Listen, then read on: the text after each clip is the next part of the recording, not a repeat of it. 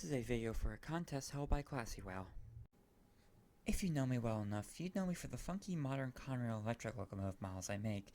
These are for my own alternate history, which I am now trying to put into video form. This is the first of what I intend to be a series of videos covering different parts of my AU. With the Alt History Transit Contest held by Classywhale being the push needed for me to start yet another project full of scope creep fueled by nothing but autism and random motivation at inconvenient times, I'm writing this the night before it's due. I've decided to cover Septa first. Septa, underfunded, loved by many, and hated by just as many, is a crucial part of any Philadelphian's life, running 13 regional rail lines, 8 trolley routes, 3 subway lines plus whatever this is called, and 115 bus routes across the region surrounding Philadelphia. I thought the best way to format this would be to do the rest of the video in an in-universe perspective. So, with that out of the way, everything from here to the ending will be from that perspective. The Southeastern Pennsylvania Transportation Authority, SEPTA, is a public transit agency serving the Philadelphia area. They operate 15 regional rail lines, 15 trolley and suburban lines, 4 subway lines, and 111 bus routes. Before I go into more detail, how did we get here? Like most videos like these, we start in the 1960s. The popularization of highways and air travel are shoving railroads' ridership numbers and profits into the dirt. Railroads were suffering so much that the two biggest rivals at the time, the New York Central and the Pennsylvania Railroad, merged, creating Penn Central. Anyone who knows anything about railroading in the 60s knows how badly this went. Anyway, in 1976, Conrail was formed from all the struggling freight railroads, as well as a few that weren't struggling as much to balance it out. Amtrak had already taken over passenger service 5 years prior. This resulted in parts of 23 railroads consolidated into just 2. While Conrail was meant for freight operations, they still had part in 5 commuter railroads in the Northeast: the Long Island Railroad, Metro North, New Jersey Transit, SEPTA, and MBTA. State agencies mainly handled operations and maintenance, however trains and infrastructure were still mostly owned by Conrail.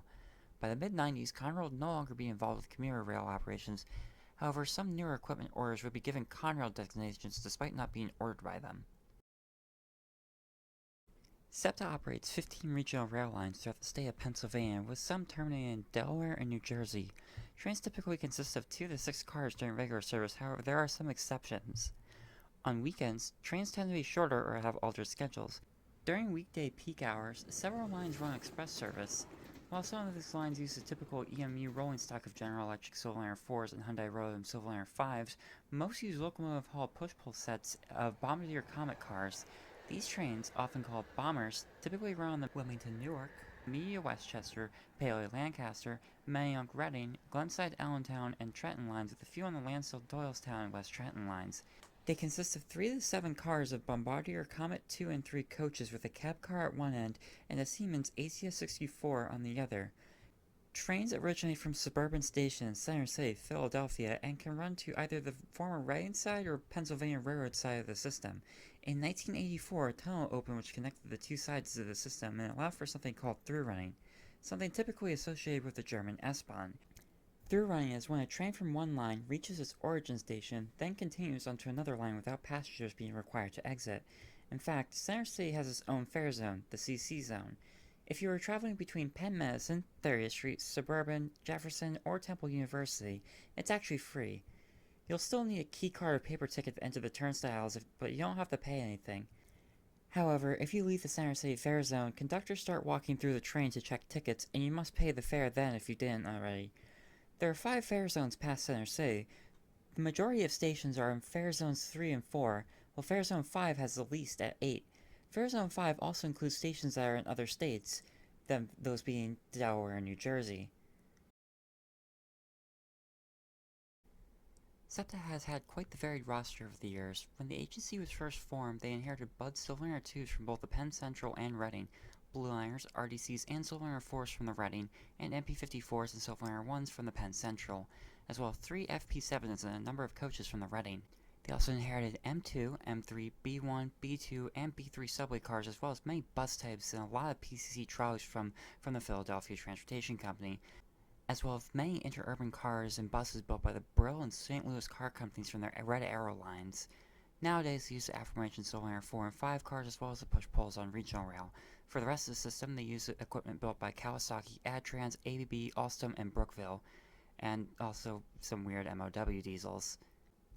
While there are other points to talk about with Septa's history, such as the renovation at Thorndale allow for the construction of the Pittsburgh Casella, something I will be making another video on, or the construction of the Center City Commuter Connection, which there are plenty of other videos on that will do it much better than I could in the short amount of time I have left on this.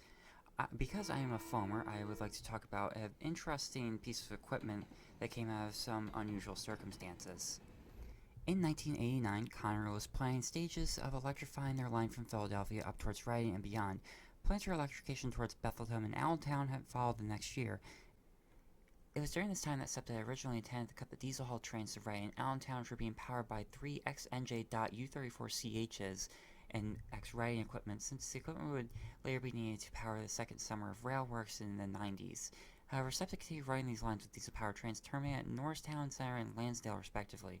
In 1997, Conrail purchased 5 DM30AC locomotives from EMD, which were on a 5-year lease to SEPTA.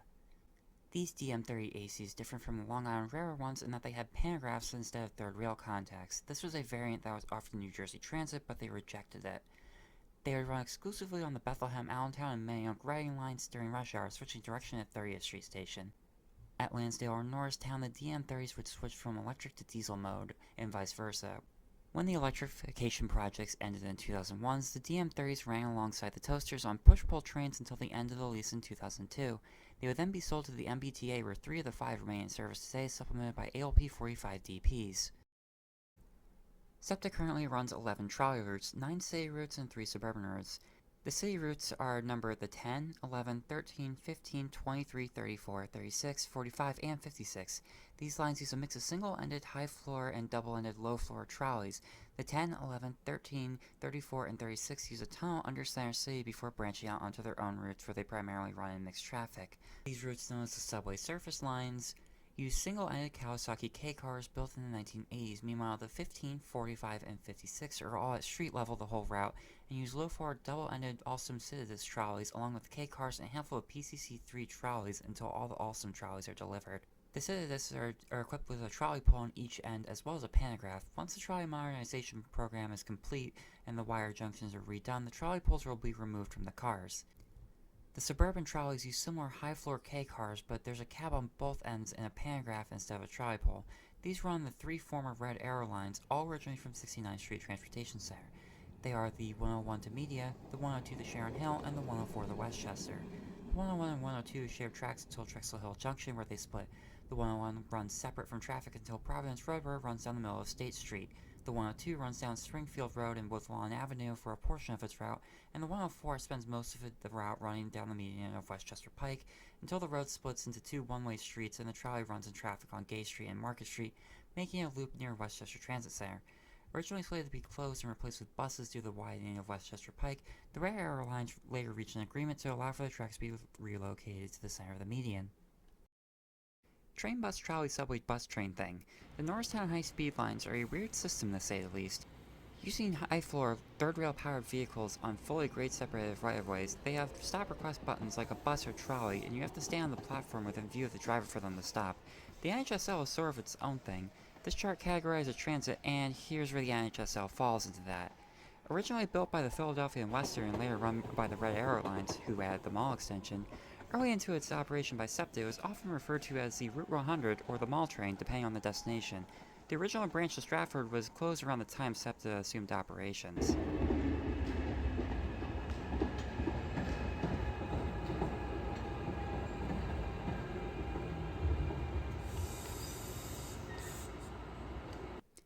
With the Metro rebrand, the lines now run under the M designation and use purple signage. There are 5 services on the M. The M1 makes all local stops at Norristown. The M2 stops at Penfield, Ardmore Junction, and Bryn Mawr before running local to Norristown. The M3 and M4 do the same as the M1 and M2, except they go to Moore instead of Norristown. And the M5 runs between Moore and Norristown. I hope you enjoyed this. This will be a part 1. Basically, I ran out of time to talk about the Metro rebrand and the Broad Street lines and the Market Frankfurt line because I kind of procrastinated a bit, and yeah, as of recording this, it's 11:45 p.m. on the day that the contest was supposed to end, so The second part won't be part of the contest, but will still be relevant to this. So, yeah.